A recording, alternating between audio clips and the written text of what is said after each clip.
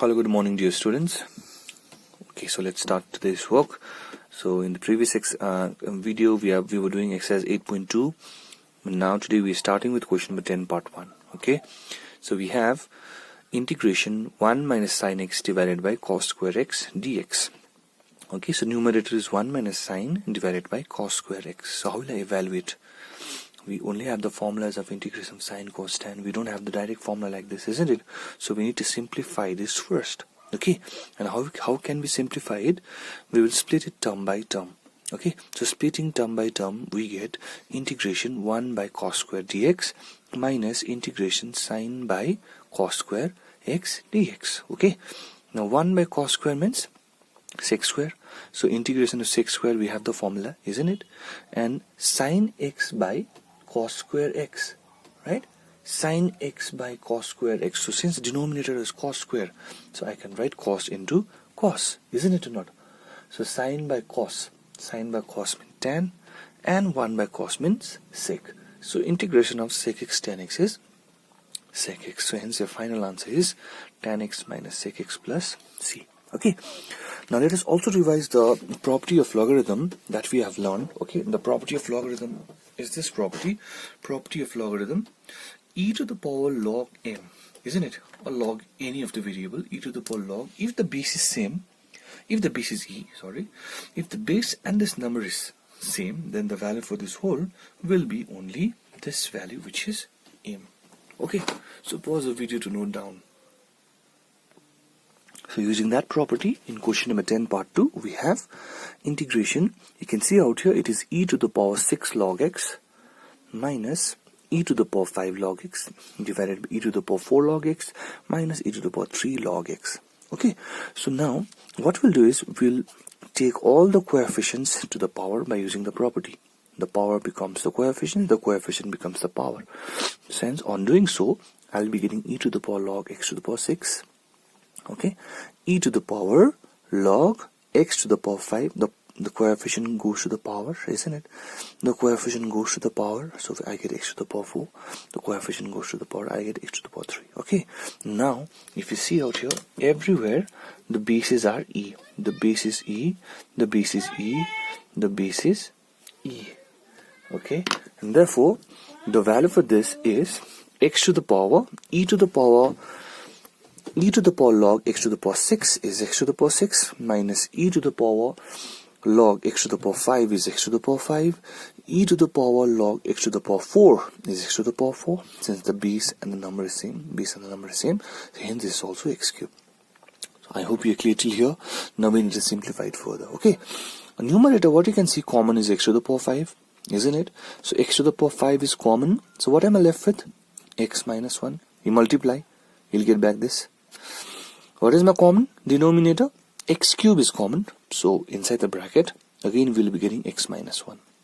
Once again I am repeating out here. If you take a common x to the power 5, so will you get x minus 1? Because x to the power 5 into x is x to the power 6. Plus and minus. Minus x to the power 5 into 1 is x to the power 5. So when you follow the video, please go line by line, pause for a while, understand, and then you proceed. Okay? Please don't do it randomly. Go through line by line, because all this we are making a base. Okay, we are making all the bases for the coming exercise which we need to do, and there are more than 15-16 exercise. Okay, so I want you all to understand in detail, line by line. Go through the examples also if you can. Okay.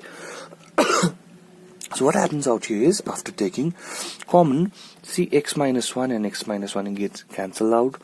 X to the power 5 and x cube also gets cancelled out, so you get x square. So you know the integration of x square, isn't it? Which is this. So pause the video to note down. Now, some of the questions are very similar out here. I'm just going to give the hint of the sums and you can proceed. Okay. Okay, so questions like question number 11 part 1, part 2, 12 part 1, 13 part 1 and 13 part 2. I've given out here the hints. Please do follow the hints. In 11 part 1, you just have to open the brackets. Sec into sec square, you have the formula. Sec into tan, you have the formula. Okay, here you take the reciprocal, make sec as 1 by cos and write cos sec as, see, sec is Sec square x is 1 by cos, isn't it? And cos 1 by cos x means sine. So hence all in all I am getting sine by cos.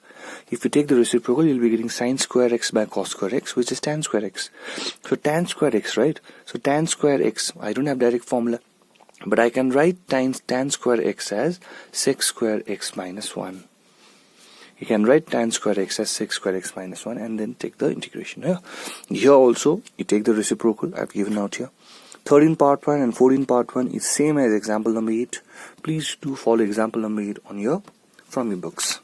Okay, so pause the video to note down. So I'm now moving to question number 18 part 1. In question number 18 part 1 we have integration root over 1 plus cos 2x.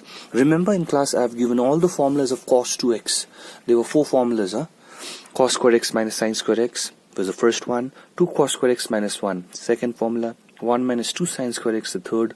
And the formula for cos 2x in terms of tan. 1 minus tan square x divided by 1 plus tan square x, isn't it? So please do remember all those formulas we need out here. The formula that I need out here is formula number 2. Cos 2x is 2 cos square x minus 1. The reason is this, because if I bring minus 1 to the left hand side, then it becomes 1 plus cos 2x. Hence, from here, 1 plus cos 2x will be 2 cos square x. Isn't it or not? You verify yourself and then tell me. So therefore, what is the value for 1 plus cos 2x? 1 plus cos 2x means 2 cos square x. Now root over 2 is a constant. You can take outside. And root over cos square x means cos x. And integration of cos x is sine. Question number 18 part 2 is in this term in terms of minus.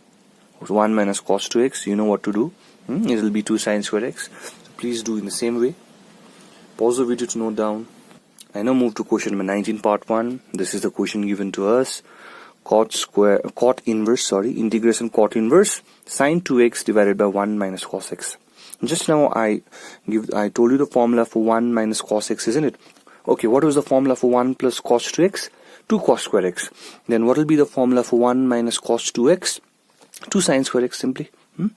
So integration cot inverse, numerator is same, denominator writing the formula for 1 minus cos 2x.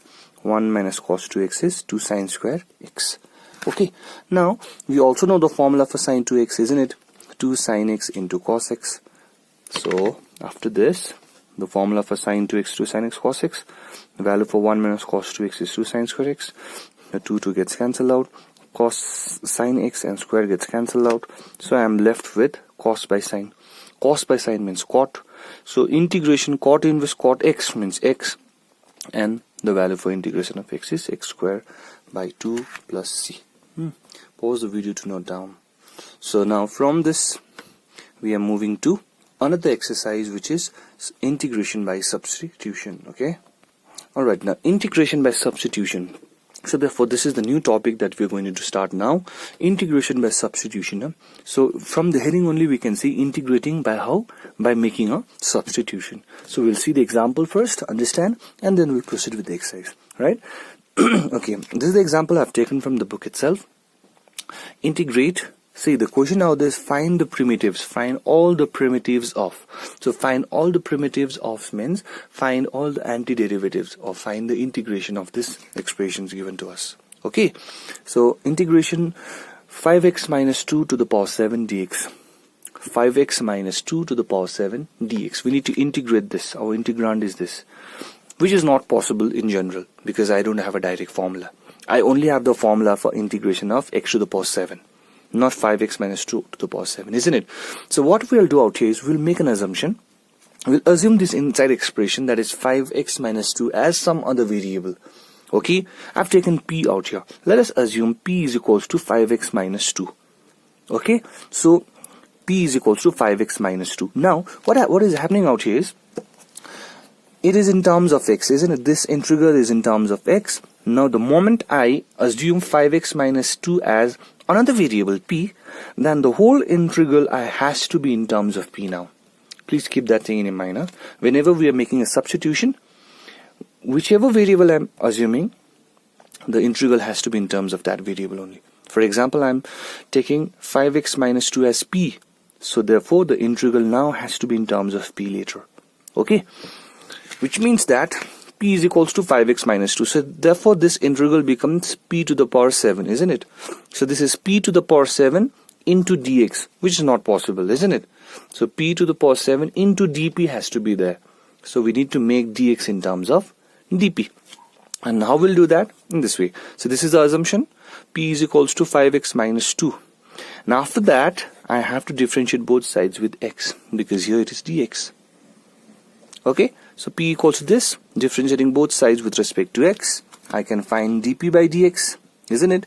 Left hand side dp by dx, and right hand side differentiation is 5, right? Now what to do? Find the value for dx. So dp by 5 is equals to dx, cross multiplication. That is dx equals to dp by 5. I hope you are clear till here.